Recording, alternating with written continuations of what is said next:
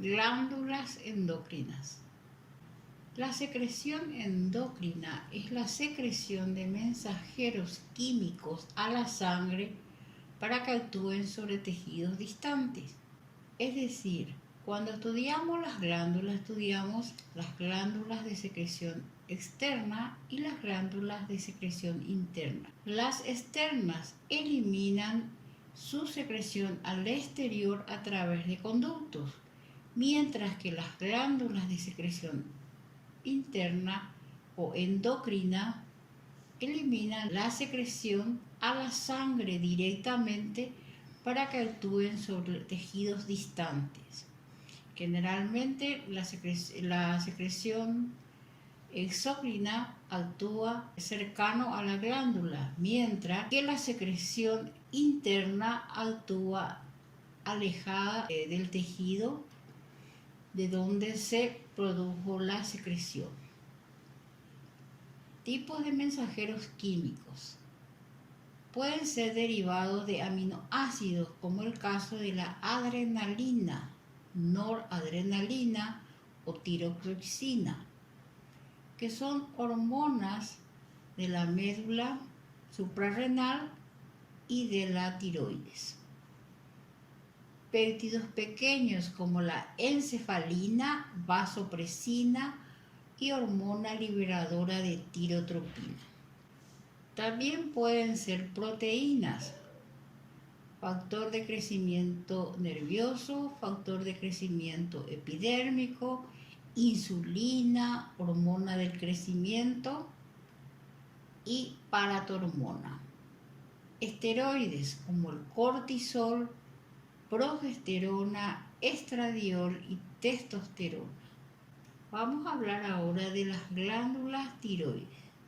La glándula tiroides es una glándula endocrina de origen endodérmico. Se desarrolla a partir del piso de la faringe primitiva a partir de la cuarta semana de gestación y deriva del conducto tiroglóso. Produce las hormonas tiroxina o tetraiodotironina y la triiodotironina, que estimulan el metabolismo, o sea, regulan la tasa metabólica basal. Y tienen otra hormona llamada calcitonina que actúa sobre la homeostasis del calcio, o sea, regulación del calcio. Esta glándula macroscópicamente está constituida por dos lóbulos laterales unidos entre sí por un istmo. Cada lóbulo lateral mide entre 5 por 4 por 2 centímetros y pesa de 15 a 20 gramos. Está envuelto por una cápsula colágena. Acá vemos la imagen macroscópica de la glándula tiroides, con un lóbulo derecho, un lóbulo izquierdo, unidos entre sí por un istmo. Miden aproximadamente 4 centímetros en la zona de separación y pesan de 20 a 30 gramos. ¿Cómo está organizado histológicamente? Se organiza en folículos. ¿Qué son los folículos? Son sacos, pequeños saquitos que están rodeados de un epitelio que asienta sobre una membrana basal y que tiene en su interior coloide tiroideo rico en tiroglobulina.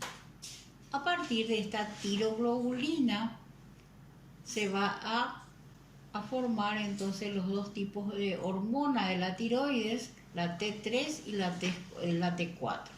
¿Qué es la tiroglobulina? Son glucoproteína iodada.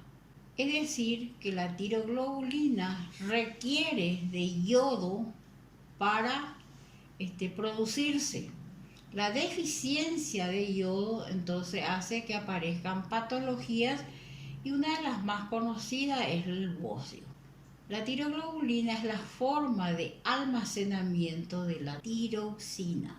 La tiroides es la única glándula que permite el almacenamiento extracelular de su producto en la luz de folículos de aspecto quístico. Eso significa que una vez que las células foliculares secretan tiroglobulina, lo eliminan al interior de los folículos, lo almacenan en forma de tiroglobulina y según la necesidad del organismo vuelven a penetrar dentro de las células foliculares, sufriendo previamente una iodación, o sea, en presencia de yodo se produce la iodación de la tiroglobulina, penetración dentro de la glándula y de ahí recién se forman la T3 y la T4. El folículo tiroideo es la unidad estructural de la glándula tiroides. Y acá vemos la imagen histológica de la tiroides. Acá vemos folículos tiroideos de variados tamaños, revestido por un epitelio cúbico simple. Y en la luz podemos ver material coloide o tiroglobulina. Y acá vemos otro corte de tiroides donde podemos ver mejor que los folículos tienen tamaño variable. Y podemos encontrar gotitas de coloides dentro del citoplasma de las células.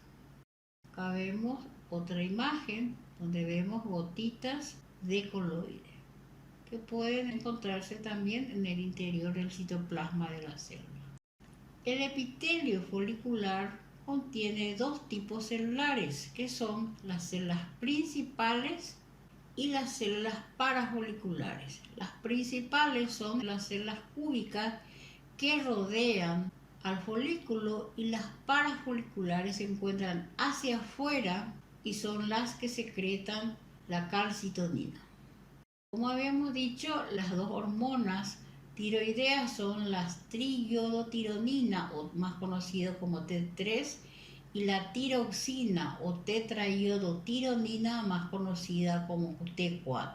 La tiroxina es más abundante, pero la triiodotironina es más activa. Las células foliculares secretan principalmente T4, entre 5 a 10%.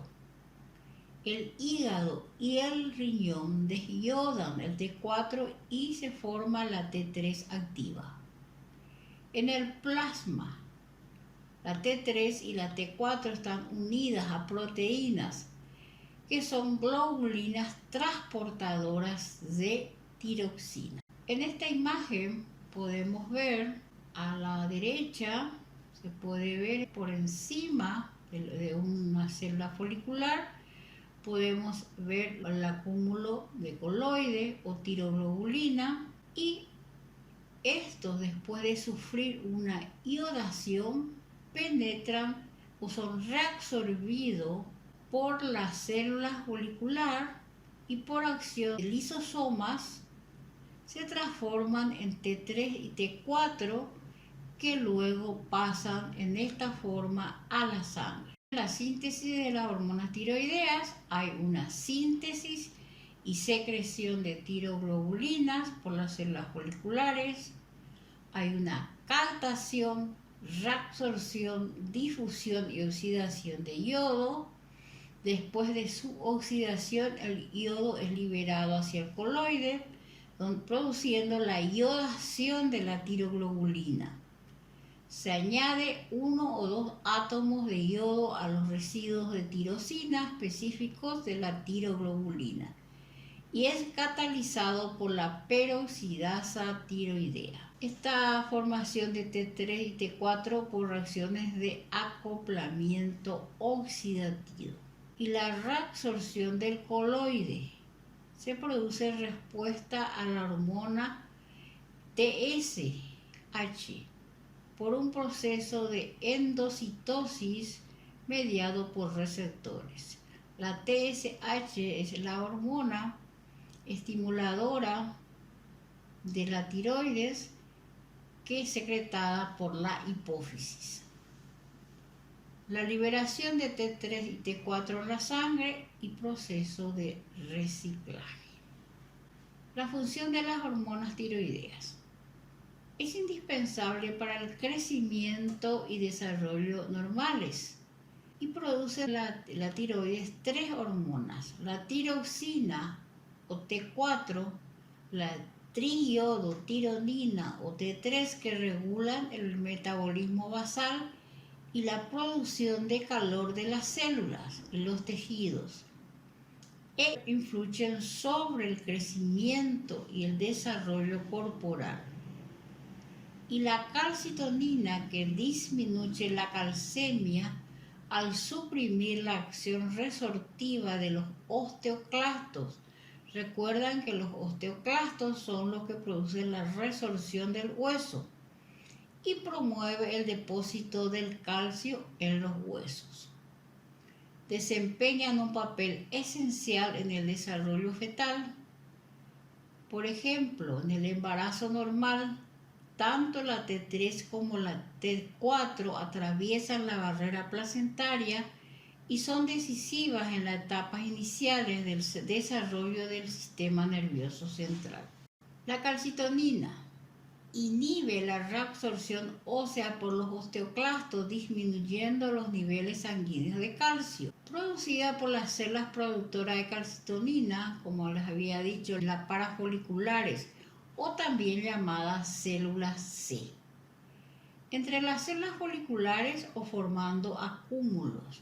Son pequeñas y pálidas y no se observan en cortes histológicos. Solo se identifican por inmunohistoquímica o microscopía electrónica. En esta imagen podemos observar las células foliculares, que son células cúbicas que rodean el folículo, y acá abajo vemos teñidas por inmunohistoquímica estas células, que son las células parafoliculares, que se encuentran por debajo o entre las células foliculares. Acá tenemos una imagen por microscopía electrónica de una célula parafolicular. Arriba podemos ver las siglas FC, que significa células foliculares. La PC, que significa célula parafolicular. La G, aparato de Golgi. La BL, lámina basal. Y la C, coloide.